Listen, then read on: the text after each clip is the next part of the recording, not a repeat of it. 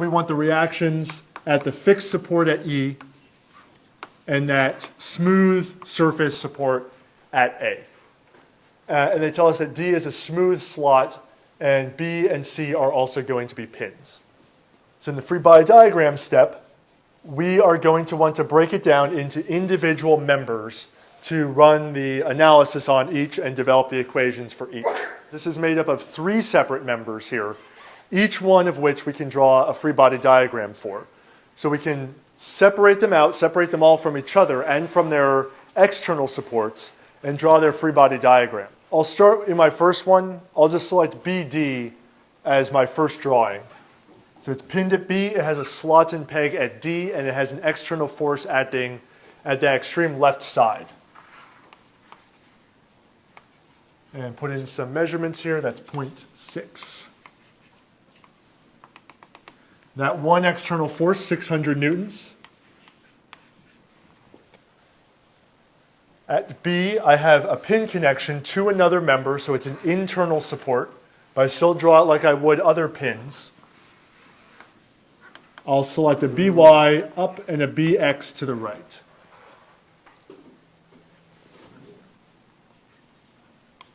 And at D, I have that peg and slot. What is happening at D to this member, BD? So again, we want to think, what does that connection prevent from happening motion-wise, and then model that in our system. The peg can move along EC, that axis EC, because that's where that slot is cut. So this thing at D can freely move along that axis from C to E, but what it can't do is it can't move normal to that axis. So because that motion is prevented normal to the axis EC, there'll be a force along that direction. And we don't know is it going to be pushing or pulling on it. In my picture, I said it was down and to the left though. It doesn't matter which direction we draw it in this case, because any motion this way along the axis or this way will be prevented. So what we know about this, in my picture I did say it was up and to the right, just so it matches my notes. Again, either one you assume, as long as you're consistent, it's going to be okay. Since this axis is going to be in the form of a 4, 3, 5 triangle from E to C, because this is normal to it, then this triangle that it's going to make is going to have the opposite dimensions. So this will be, instead of 4 being the vertical, the 4 is the horizontal, and the 3 is the vertical. So this is the triangle we're going to associate with the force D.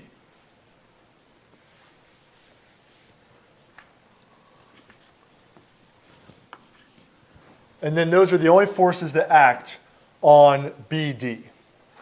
Let's just look at ABC next.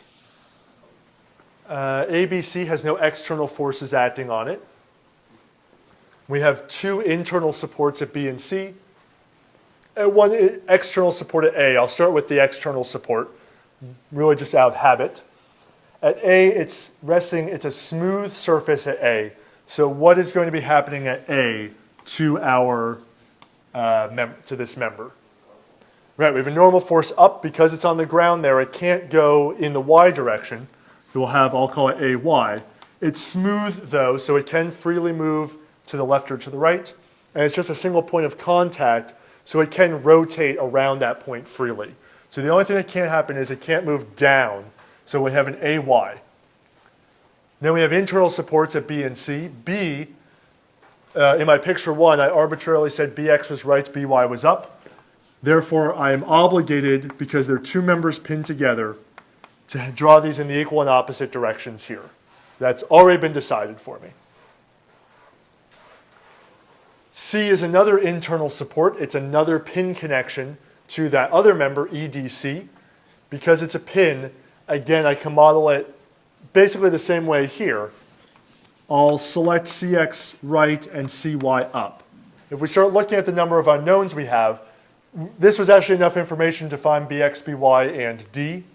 If we look at here, we've had 4 more unknowns. So we have a total of 3 and 7 unknowns between these two pictures. So if my final free body diagram, I draw that final member. Again, no external forces are acting on this, so I don't have to model any of those. It has an internal support at D and C, an external support at E. And it's built into the ground at E. So I'll start with that external support at E. At E, where it's built into the ground, I can't move it in anywhere in the xy plane because it's built into the ground there. I can model that as an EX and an EY.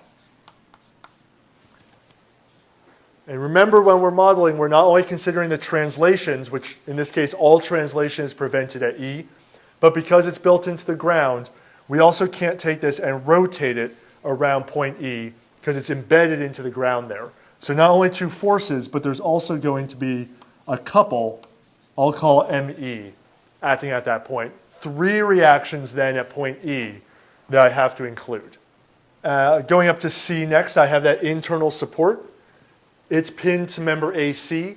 I already drew CX right and CY up in this picture, so I'm obligated to draw it equal and opposite in this picture. So that's done for me. And finally, at D, I have another internal support. I drew it up and to the right in picture 1, so I must draw it down and to the left in picture 3. Same magnitude of D, same angle, but different direction. So between my 3 pictures, I have 9 unknowns. A, Y, BX, BY, CX, CY, that's 5. D is 6. EX, EY, and ME are going to be 9.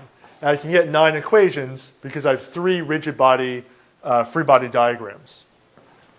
Looking at our free body diagrams and the options we have for equations, what would be a good place to start?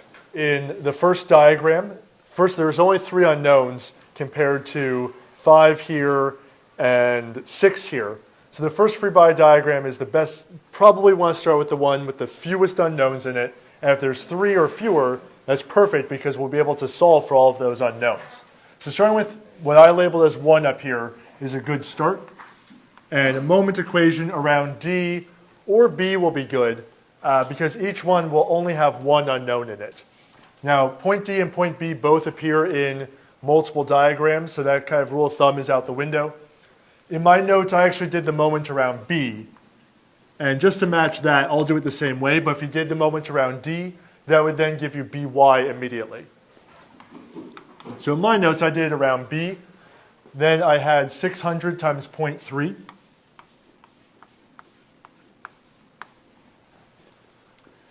And then I have the vertical component of D, because the horizontal is going to pass through point B, or its line of action will.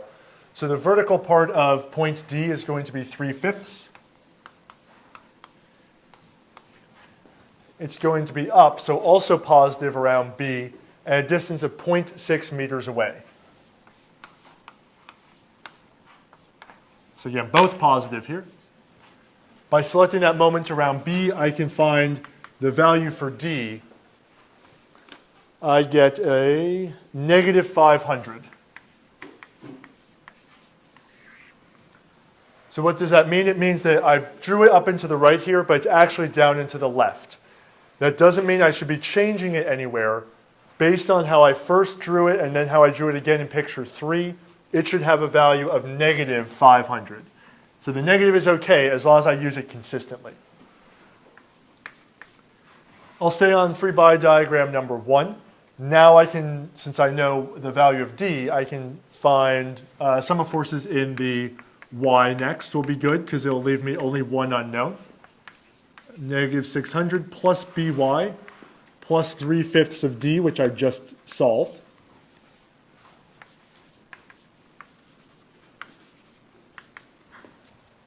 Solving for BY, making sure it matches here, I should get a positive 900. The way that I drew BY in picture 1 and then the opposite direction in picture 2. And finally, in the x direction then, I'm left with a single unknown, bx, plus 4/5 times d. Based on my picture, I'll get a bx is negative 400 newtons. All three of these actually were not reactions to A or E, but I'm going to need them in the process of solving the rest. Again, I'll point out, if you made the opposite assumption in diagram 1 and 2, you will get different values for bx and by, but as long as you're consistent with the picture, that's what's going to matter in the end. Any questions on the first set of equations we can get out from our total of 9 equations we will be developing? If I take the moment at C in this second free body diagram, the only unknown I'll have is AY, so I'll be able to find AY right away. BY should be so positive and positive for BX and BY. Right, back to the moment around C. Since at this point I know BY, BX, then AY will be the only thing I don't know. So again, negative 0.6 times AY. I will get a positive 0.3 times BY from that picture, and a negative 0.4 times BX. BY is 900, BX is 400. AY, the first reaction I'm looking for, I get a value here, 183 newtons. And then my interpretation is that it's up. Now I can say on that same free body diagram, now that I know AY, I'll be able to find the two remaining unknowns, CX and CY. In the Y direction in picture 2, I have the AY I just found, minus the BY I have from before, plus the CY. With the 183, my BY had the value of, double check that again, positive 900. This gives me then CY, 717 newtons.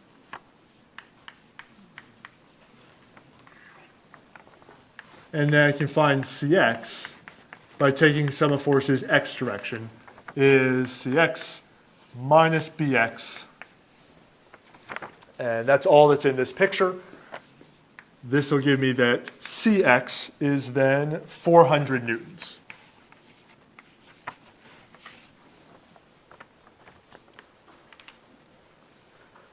I only have one free body diagram left, so I obviously have to get the 3 remaining now from that diagram. And like other ones, starting with the moment equation is probably the best place to start. I know my value of D, I know CX and CY, so if I take the moment around E in picture 3, that will give me one of my unknowns, ME. The moment is going to be caused by that ME, which is a couple, plus 0.6 times CY, plus 0.8 times CX. I have a horizontal component of D and a vertical component of D. For the vertical component, I have 3/5 times D. The vertical component is 0.3 away. And that's also positive. The horizontal is going to be 4/5 times D, and that's 0.4 away. And that's also creating a positive moment around E, so that's positive. Again, I know CY, CX from the 2 previous steps. D I know from my first free body diagram. So the only thing I won't know here is the value for ME. And I get that ME is a negative 500 Newton meters. I assumed it was counterclockwise. That means it's actually clockwise. In this diagram, if I sum forces in the Y, I will have a negative CY plus an EY, which I'm still looking for, minus 3/5 times D. CY is 717, D was negative 500 from before, so EY comes out to be 417 newtons, and that's up. Finally, a 9th equation, the x direction. I have positive EX minus CX minus 4/5 times D. So my last remaining unknown EX is actually 0. So I erased some of them, but we came out with the 4 reactions, EX, EY, ME. We had A from before. Let me just put it back up here so we have all of the things we asked to find at one time. 183 newtons up.